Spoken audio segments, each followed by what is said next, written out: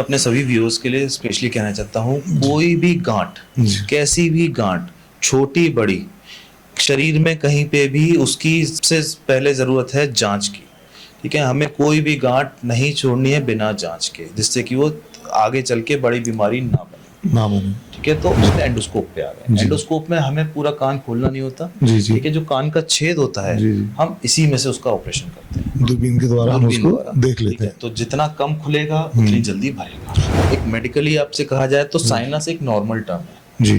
ठीक है, साइनस का मतलब होता है जो हमारे चेहरे के अंदर हड्डियों में खाली जगह बनी हुई है, उसको साइनस कहते हैं। साइनस एक नॉर्मल है, लेकिन इसमें इन्फेक्शन हो जाना, साइनोसाइटिस हो जाना, वो एक बीमारी है। ओके। नमस्कार दोस्तों, मैं दीपक कुमार दुबे HBN न्यूज में आज आपका फिर से स्वागत करता हूं। जैसा कि हमने पहले भी कहा था कि हम हर बार एक नई हस्ती आपके सामने लाते रहेंगे। आज हम फिर से आए हैं डॉक्टर प्रसून वार्ष्णेय जी के साथ, जो ENT के डॉक्टर हैं, जो पिछले 6 साल से अलीगढ़ में प्रैक्टिस कर रहे हैं, जिनका क्लिनिक है विश्वलेखा ENT क्लिनिक। आज हम उनसे ENT से रिलेटेड कुछ खास बातचीत करेंगे, जानने की कोशिश करेंगे और सर से उसके उपचार के बारे में भी जानेंगे। सर, आपका बहुत बहुत स्वागत है हमारे चैनल में। सर, मैं चाहता हूं एक बार आप हमारे चैनल के माध्यम से अपने बारे में कुछ बताएं। मैं डॉक्टर प्रसून वार्ष्णेय, ठीक है, MS ENT हूँ, जो यहाँ पे अलीगढ़ के अंदर कन्वरीगंज में प्रैक्टिस करता हूँ। मेरे क्लिनिक का नाम है विश्वलेखा ENT क्लिनिक। इसके अलावा मैं वरुण हॉस्पिटल क्वारसी पे भी पेशेंट देखता हूँ। सर, जैसे कि आपको 6 साल से ज़्यादा हो चुका है प्रैक्टिस करते हुए, तो अनुमान सबसे ज़्यादा किस बेस के क्लाइंट आपके पास आते हैं सर? सबसे ज़्यादा कॉमन मरीज जो हमारे पास आता है वो कान का होता है आज की तारीख। जी। ठीक है, कान की शिकायतें बहुत ज़्यादा होती हैं, जिसमें कान बहना सबसे कॉमन बीमारी होती है। जी। ठीक है, कान बहने का वजह ज़्यादातर कान के पर्दे की में छेद होता है, जिसको मोस्टली लोग इग्नोर कर देते हैं कि छोटी बीमारी है, लेकिन हमें उसको इग्नोर नहीं करना चाहिए। कान का पर्दा की बीमारी अभी तो आपको छोटी लगती है, लेकिन वो धीमे धीमे इतनी बड़ी हो सकती है कि रोजमर्रा की जिंदगी में भी परेशान बनाती है। जैसे कि कान में CT सनसनाहट बढ़ जाती है समय के साथ, चक्कर आना चालू हो सकते हैं। ठीक है, जिनका इलाज सही समय पे सही इलाज जरूर कराना चाहिए। सर, नॉर्मली देखते हैं कि बच्चों में ज्यादातर पाया जाता है, जब बच्चे मिट्टी में खेल रहे हैं, उनके कान में मिट्टी चली गई, तो हाथ से अपने या स्टिक बर्ड से अपना कान साफ कर लिया, तो उससे कान में प्रॉब्लम क्रिएट हो जाती है। क्या वो कान साफ करना खुद से ठीक है या डॉक्टर की सलाह लेनी जरूरी है? नहीं, कान कभी भी खुद से साफ नहीं करना चाहिए। इवन हमें ईयरबड्स भी यूज नहीं करनी चाहिए, जो सबसे कॉमनली हम यूज करते हैं, हमें ईयरबड्स भी यूज नहीं करनी चाहिए। इससे होता क्या है कि जो हमारा कान का मैल है, जो हम निकालना चाह रहे हैं, वो ब्लाइंडली, मतलब बिना देखे हम अंदर पुश कर जाते हैं, और फिर वो बाद में बड़ी बीमारी बनने की कोशिश होती है। दूसरा, ईयरबड से कभी कभार हम स्क्रैच लगने से इन्फेक्शन हो जाता है, या हम पर्दे पे भी चोट मार सकते हैं, जो पर्दा भी फट सकता है। इसी वजह से हमें कभी भी ईयरबड्स यूज नहीं करनी चाहिए। हमेशा अगर आपको कान में कोई परेशानी हो रही है तो ड्रॉप डालें, नहीं तो डॉक्टर के पास आके जरूर दिखाएं। सर, एक सवाल यहाँ पे आता है कि जैसे नॉर्मली क्या होता है, कोई बहुत तेज साउंड हो गया या बच्चा गिर गया या किसी फाइट में, लड़ाई झगड़े में कान पे थप्पड़ लग गया या कोई चोट लग गई, जिससे क्या होता है कान का पर्दा फट गया, बहुत नाजुक का पर्दा बताया जाता है, तो उस कंडीशन में क्या वो परमानेंटली फट जाता है या मशीन का यूज करना पड़ेगा या उसका कोई इलाज है सर? नहीं, पूरा इलाज पॉसिबल है। ठीक है, लेकिन हमें ये ध्यान देना है कि जब भी कभी लड़ाई में आपका कोई चोट लगे, ठीक है, तो एक बार जरूर दिखाएं कि पर्दे पे चोट आई है, नहीं आई है। हमें बिना सोचे समझे कभी भी कोई भी ड्रॉप इस्तेमाल नहीं करनी चाहिए। इसमें खासतौर से तेल भी आज की तारीख में बहुत, जो पुरानी थिंकिंग है वो तेल डाल देती है, ड्रॉप डाल देती है, लेकिन हमें चोट लगे कान में कुछ नहीं डालना चाहिए। हमें उसको सूखा रखने की कोशिश करनी है और एक बार दिखाना है कि पर्दे में छेद तो नहीं हुआ, फट तो नहीं गया। ठीक है, या तो हम उसको तभी रिपेयर करते हैं या फिर हम इंतजार करते हैं उसका पहले सूखे रहने का, भरने का, क्योंकि चोट लगे पर्दा अपने आप भी कभी कभार भर जाता है। ठीक है, नहीं तो आखिरी इलाज है उसका फिर ऑपरेशन से नया पर्दा डालना। ठीक है, वो तो एक आखिरी चीज आखिरी है, मतलब ऑपरेशन पहले कोशिश, ऑपरेशन है, पहले कोशिश है मेडिसिन। हाँ, एक थोड़ा लंबा टाइम से लग सकता है जरूर, लेकिन हाँ कोशिश रहती है कि हम पहले मेडिसिन से सही कर लें। ठीक है, या फिर इमीडिएट ऑपरेशन, जो फटा था उसी को हाथ के सेट कर दिया, वो इमीडिएट ऑपरेशन। और सर, ये दूरबीन द्वारा नाक कान गले का जो इलाज आज की डेट में हम देख रहे हैं कॉमन, आप भी शायद करते हैं, तो ये एक्चुअल में है क्या सर? दूरबीन द्वारा नाक कान गले का किस तरीके से इलाज होता है? ये नई तकनीक। हाँ, देखिए पहले क्या था, दूरबीन आप समझ लो दो तरह की दूरबीन होती है। हमारे पास एंडोस्कोप होता है और एक माइक्रोस्कोप होता है। ठीक है, करीब 20-30 साल पहले, 40 साल पहले जब हम माइक्रोस्कोप भी नहीं होता था तो नेकेड आई से ही ऑपरेट करते थे। रिजल्ट्स बहुत खराब होते थे। ठीक है, फिर समय बदला, माइक्रोस्कोप आया। ठीक है, माइक्रोस्कोप से काफी चीजें सुधरी। ठीक है, लेकिन उसके साथ दिक्कत क्या थी कि हमें माइक्रोस्कोप से करने के लिए, पूरा सेटअप लगाने के लिए उसका बड़ा इंसिजन और ये सारी चीजें देनी पड़ती है। आजकल जो कोशिश रहती है किसी भी सर्जरी में, एक मिनिमलिस्टिक अप्रोच की रहती है। ठीक है, इसलिए हम उसको चेंज करके आज की तारीख में एंडोस्कोप पे आ गए। एंडोस्कोप में हमें पूरा कान खोलना नहीं होता। ठीक है, जो कान का छेद होता है हम इसी में से उसका ऑपरेशन करते हैं, दूरबीन के द्वारा हम उसको देख लेते हैं। तो जितना कम खुलेगा उतनी जल्दी भरेगा। उससे पता भी चल जाता है कि एक्चुअल में प्रॉब्लम क्या है। नहीं, वो तो पता तो दोनों चीजों से चल रहा है, लेकिन बेटर ट्रीटमेंट, जो ट्रीटमेंट बेटर हो रहा है वो दूरबीन द्वारा, वो मतलब हमारा मिनिमल इन्वेजिव हो गया, मतलब हमें कम खोलना पड़ा और जल्दी सही हो जाए, दोनों चीज हो जाती है। सर, जैसे कि ये तो हम कान की बात कर रहे थे, हम गले की बात करते हैं कि गले के लिए आपके पास सबसे ज्यादा किस टाइप का पेशेंट आता है सर, जो अनोमन नॉर्मल बीमारी लेके आता है, जो सबसे ज्यादा होती है, पाई जाती है सर? देखिए, सबसे पहले तो होता है इन्फेक्शन, सबसे कॉमन लेके आता है।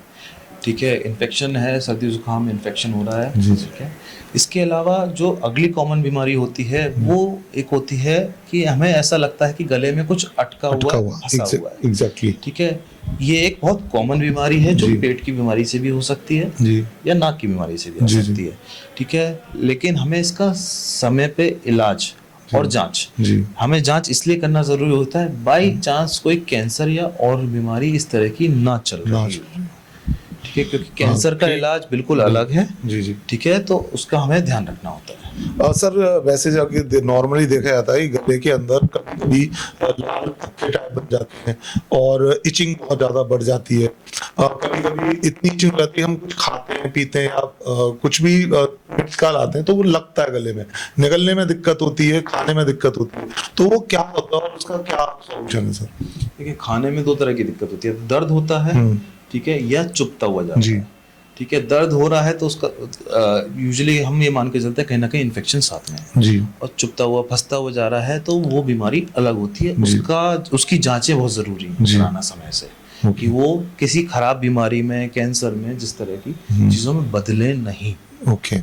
सर, नॉर्मली देखा गया है कि गले में काफी तरह की गांठें हो जाती हैं। गांठें बहुत तरीके की होती हैं, कभी कभी अंदरूनी गांठें होती हैं, कभी बाहर की तरफ होती हैं, कभी पस वाली गांठें हो जाती हैं जो आगे चल के फूट जाती हैं।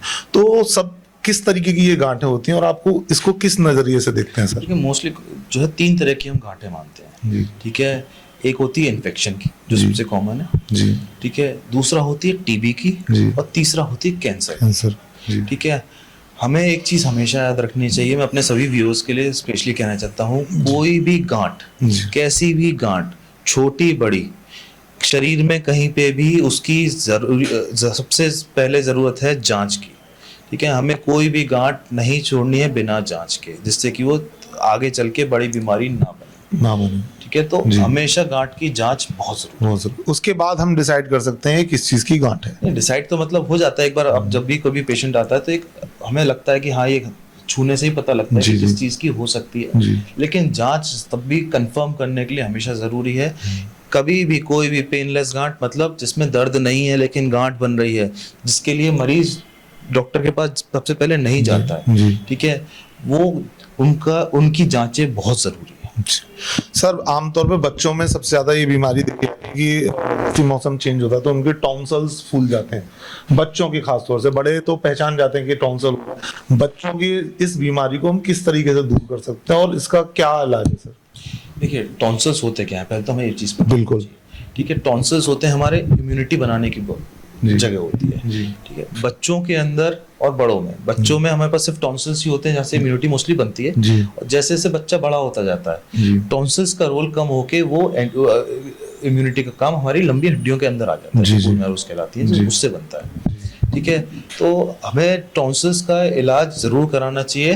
बार बार इन्फेक्शन जी। ठीक है, उस टॉन्सिल्स को सुझा देगा जी। उसके साथ कई बार नाक के पीछे के मांस भी बढ़ता है जिसको हम एडिनोइड्स कहते हैं, वो भी उसी तरह काम करता है। जी जी। ठीक है, जिसकी वजह से बच्चों को खर्राटे आ सकते हैं। जी। ठीक है, खर्राटे को कभी भी इग्नोर नहीं करना चाहिए, खासतौर से बच्चों की उम्र में। ओके। वो कान की बीमारी भी बना सकता है। जी। ठीक है, और अगर टॉन्सिल्स हैं, ठीक है, अगर बहुत ज़्यादा बढ़ गए हैं, ठीक है, मतलब हम ग्रेड 4 हो रहे हैं, ग्रेड 3 हो रहे हैं टॉन्सिल्स, ठीक है, तो एक एज के बाद अगर नहीं बैठ रहे तो हम उसको ऑपरेट करने को भी कहते हैं। जी। जस्ट बिकॉज कि इसलिए कि बच्चे की ग्रोथ हैम्पर होती है आगे चल के। जी जी। ठीक है, बच्चा पनपता कम है। जी, तो ये एक प्रॉब्लम है। सर सब अब मैं बात करते हैं हम नाक की, कि नाक में सबसे पहले कि ये साइनस क्या होता है और ये क्यों होता है और इसकी क्या सिम्टम है सर? ठीक है, एक मेडिकली आपसे कहा जाए तो साइनस एक नॉर्मल टर्म है। जी।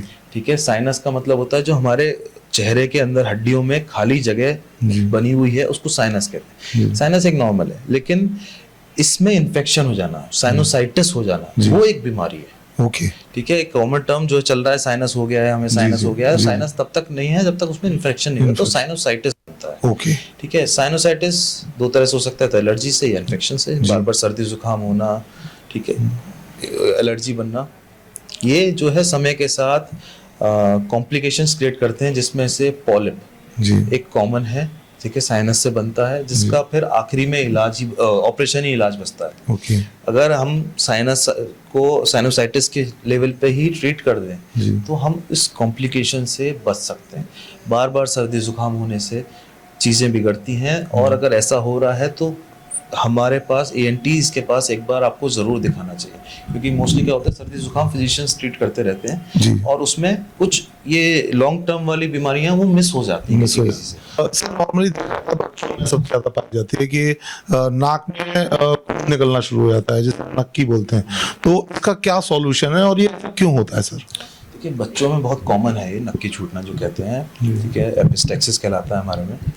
ये होता क्या है, बच्चों का नाक में उंगली करने की वजह से, जो वो बताते नहीं आसानी से, नाक में पपड़ी जम रही है, ऐसे नकली अच्छे वो नाक में उंगली करी, आपने भी ध्यान नहीं दिया, बच्चे का नाखून बड़ा हुआ है। बिल्कुल बिल्कुल। ठीक है, तो उससे चोट मारना सबसे कॉमन होता है। जी। ठीक है, दूसरा ड्राइनेस बच्चों में। जी। ठीक है, मौसम बदलता है, बहुत ज्यादा गर्मी, बहुत ज्यादा सर्दी, दोनों ही मौसम में ड्राइनेस बढ़ती है। जी जी। ठीक है, उस वक्त ड्राइनेस होने की वजह से पपड़ी जमती है और ब्लीडिंग चालू हो सकती है, वो उसे हम नक्की का रूप, उसे हम नक्की कर देते हैं।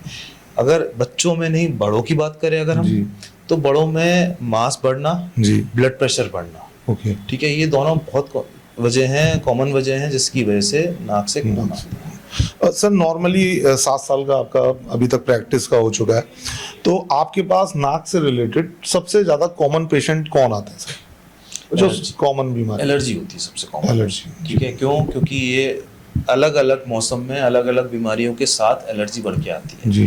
ठीक है, सर्दी जुकाम तो फिर कोई बात नहीं, होता रहता है। एलर्जी के सीजन्स होते हैं कि गर्मी से सर्दी होना, सर्दी से गर्मी होना। ठीक है, पॉलन इन्फेक्शन होता है, फिर जो है फूड से होता है। ठीक है, बेडिंग से होता है, मतलब पॉल्यूशन बहुत पॉल्यूशन है, फिर बारिश के मौसम हुआ उसमें नमी और उससे हो रहा है। ठीक है, स्पोर्स जो फंगस के स्पोर्स होते हैं उससे होता है। इसका एक प्रॉपर टेस्ट कराना चाहिए अगर आपको बहुत लंबा टाइम हो गया है एलर्जी से परेशान होते हुए। तो सर वैसे ENT का आपने अगर मैं नाक कान गले की बात करूं तो हमें रेगुलर चेकअप कब और किन हालातों में कराते रहना चाहिए? देखिए, क्या ये जरूरी है कि हमें रेगुलर चेकअप कराना चाहिए? नहीं, अगर कई बार कुछ कंपनीज मांगती है रेगुलर चेकअप के लिए, हम तब आपको कहते हैं कि हाँ आपको लगता है तो। लेकिन अगर आपको कोई भी नाक कान गले की परेशानी लगना शुरू हो रही है, फॉर एग्जांपल कान बंद महसूस हो रहे हो, ठीक है, नाक में हैवीनेस महसूस हो रही है, बंद हो रही हो, छींक आ रही हो, गले में हल्का दर्द या कुछ, हम किसी भी परेशानी को शुरू होते ही उसका प्रॉपर टाइम पे इलाज शुरू कर दें तो बेटर है किसी भी टाइम पे, है ना। बीमारी बढ़ गई उसका इलाज करने से अच्छा है हम स्टार्टिंग में हम चेकअप उसका रेगुलर बेसिस पे लगे, हमें आलस ना करके डॉक्टर के पास जरूर जाना चाहिए, जो हम कई बार अवॉइड कर जाते हैं। जब चीजें बिगड़ जाती हैं, अपने आप सही हो जाएगा, वो कई बार अपने आप सही होने में वो कॉम्प्लिकेशंस की तरफ अपने आप पहुंच जाते हैं। जी, ठीक है, फिर मरीज की भी दिक्कत। और बिल्कुल एग्जैक्टली बात है डॉक्टर की। तो दोस्तों आज थे हमारे बीच वाशने, जिन्होंने बताया ईएनटी का चेकअप कब और कैसे कराना चाहिए, अपने ईएनटी की देखभाल किस तरीके से करनी चाहिए, बीमारियों के बारे में बताया। सर की कांटेक्ट डिटेल्स और सर का एड्रेस हमारे चैनल पे अवेलेबल रहेगा। अपनी ईएनटी से रिलेटेड किसी भी तरह की कोई भी बीमारी हो, कॉल करके डिस्कस कर सकते हैं या सर के क्लिनिक पे विजिट कर सकते हैं। बने रहिए मेरे साथ। मैं दीपक कुमार दुबे, HBN न्यूज। धन्यवाद।